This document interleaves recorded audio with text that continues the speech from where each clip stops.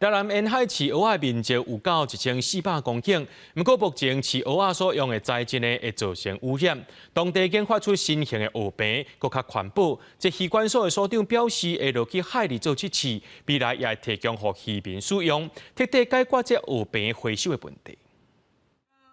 工人甲一支一支黑色的塑胶管摆好势，用塑带甲固定好好。因当咧做面积100平方公尺成型的蚵饼啊，成型的参传统的上大的差别是材质无共款。但是蚵仔产业发展协会为着蚵仔产业的永续发展，要改用 HDPE 材质来饲蚵仔，除了袂像 EPP 铺具就较破气，嘛减少对海洋甲人体造成危害。进前阮做实验吼，有参加过啊，毕竟伊的物件较用较实用。这个物件吼，伊有法度用上差不多50吨，而且如果伊有损害，吼，伊会使修补，比咱早头吼，咱的讲迄个 PVC 吼，会更较这个环保。目前市面上铺具有 EPP 甲 PE 艺术加两种材质。 台南社区大学海平废弃物监测室发现，无论是 EPP 也是玻璃拢材质，拢会对海洋产生污染，因毋茫彻底禁止使用。台湾修法2026年会全面禁止用玻璃拢铺具。渔管所表示，目前市府已经无补助 EPP 啊，毋过前几档拢总补助3000外万，只是话要禁 EPP， 恐惊引起反弹。台南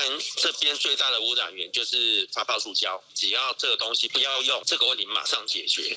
它占我们垃圾量最大量。PP 伊还是较会破，啊 PE 较耐用，所以未来咱就是全面规划，做 PE 渔具。台南沿海饲蚵仔面积1400公顷，要全面改用新型的蚵饼仔甲塑仔瓶，第一时间阁无法度达成。渔管所所长讲，因这3档会有300瓶落去海面做测试，未来要提供予蚵农无共的替代方式。记者新闻台南采访报道。